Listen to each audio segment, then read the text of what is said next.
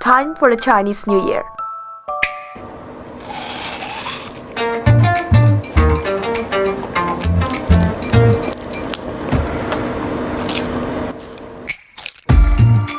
I got them all. They are necessary purchases, but only a tiny part of what we need to buy to get ready for the festival. Apples and oranges are just traditional way to wish for an auspicious new year. And the nuts and dried fruit are traditional tasty snacks. Well, these can all be easily found at supermarkets, but that's not where I got it. I picked them up here, the delivery room at our office, where couriers drop off our parcels. This is from northwest China's Xinjiang, this one from Yunnan, this one from a county in Shanxi province. They've come from rural areas across the country to here, Shanghai, on China's east coast.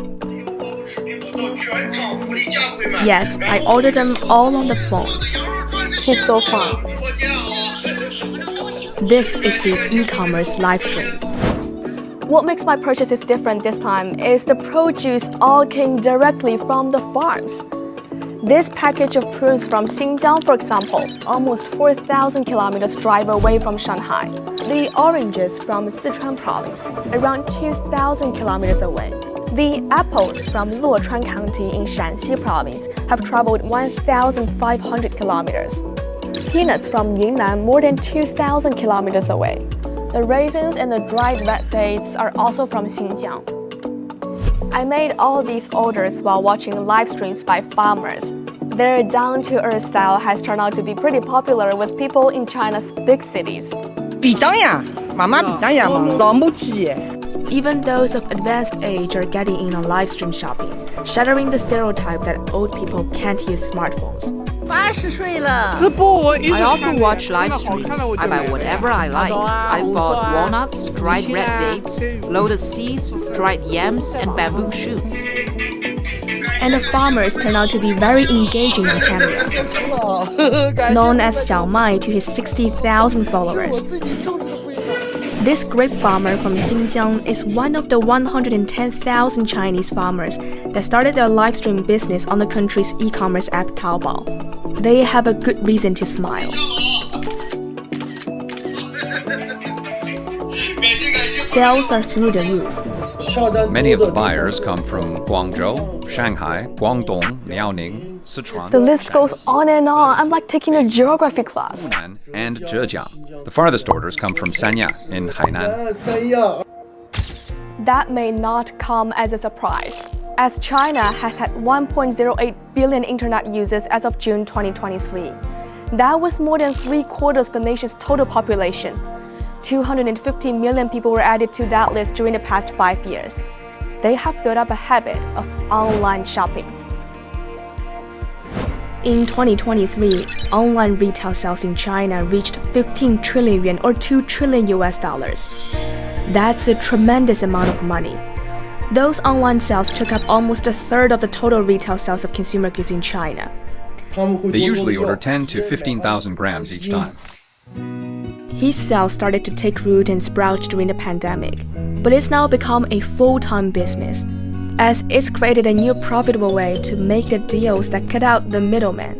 At that time, I had plenty of raisins I couldn't sell due to COVID. But just a month after joining the e-commerce livestream, more than 30 tons of raisins were all sold out. I even helped farmers in a neighboring village sell their raisins.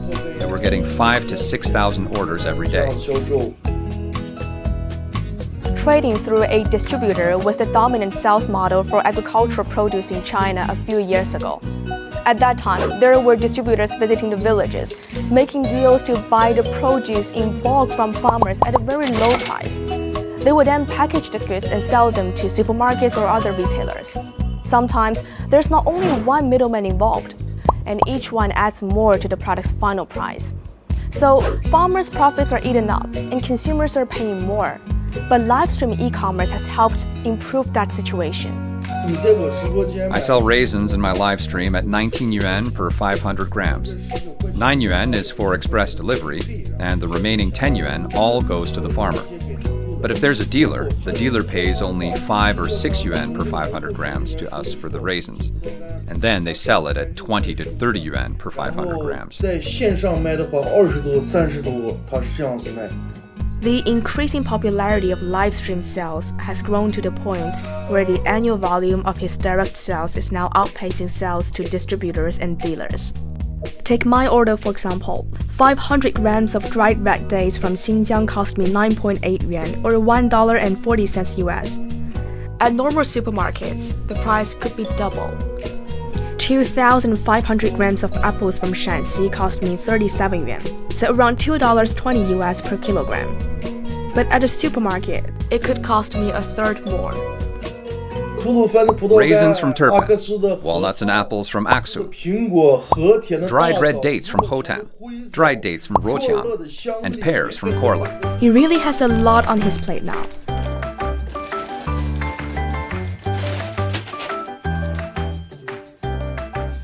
He's no longer just selling his own produce. He's helped more than 100 farmers with their sales. Once I helped a farmer sell 10 tons of dried red dates, and also helped another farmer. He had 20 hectares of land growing mushrooms, and in just 15 days, it was all sold out. Then other farmers got to know me. All these farmers had their revenues double or triple last year, ShanghaiEye said. And sales this year will be 5 or 6 times that of last year. Farmers like ShanghaiEye have conducted around 3 million live streams on Taobao, one of China's top e-commerce platforms. We have conducted training to help hosts develop their own style, and those who meet our requirements and certain quality can get cash bonuses and viewership promotion. Several video platforms in the country, including Kuaishou and Douyin, have all stepped up promoting this type of live stream. There are many comments saying we 56 ethnic groups are a family. They say, cheer up. I'm from Henan, I'm from Beijing, I'm from Guangzhou. We back you up. I feel so touched. I'm in Xinjiang, and they are several thousand kilometers away. They are so supportive.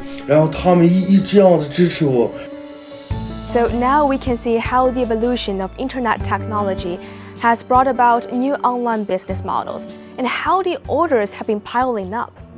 But don't forget, people are actually buying stuff. They should receive the products as soon as possible after they make the purchase.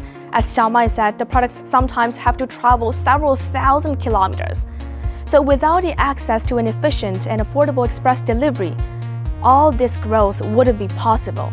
My orders, for example, traveled thousands of kilometers in less than 5 days. To see how it's managed, I visited a cold chain logistics center in Shanghai. This is a huge distribution center. The sound you can hear is machines moving parcels around. Every day, more than 800 tons of goods are transferred through here. All goods first traveled here through main routes between provinces, like highways. Next, they will be sent out to nearby places in the Yangtze River Delta region.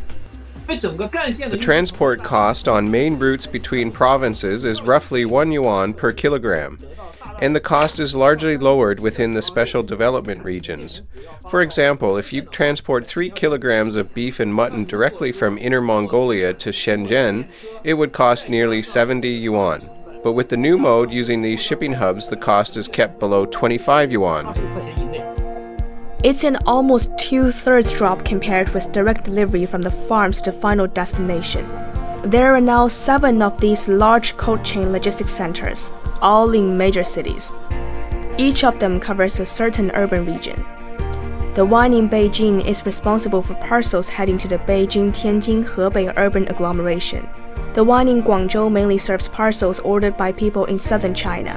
Those in Shanghai and other smaller centers cover the whole Yangtze River Delta region.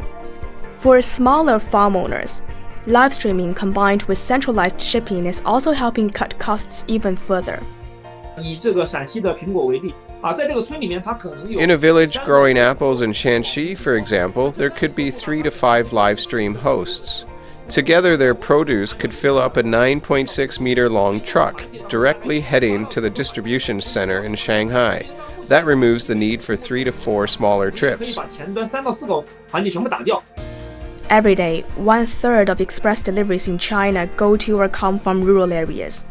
For farmers in agricultural regions, faster, cheaper, and new ways of transport have allowed them to turn their crops into profitable products for urban foodies.